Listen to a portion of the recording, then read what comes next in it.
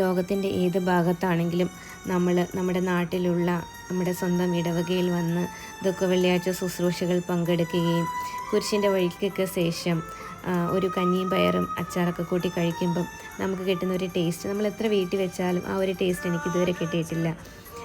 നമ്മളെല്ലാവരും കൂടി ഇരുന്നൊരു യോജിപ്പോടും സന്തോഷത്തോടും കൂടി നമ്മൾ ചേർന്ന് ഒരു സന്തോഷം.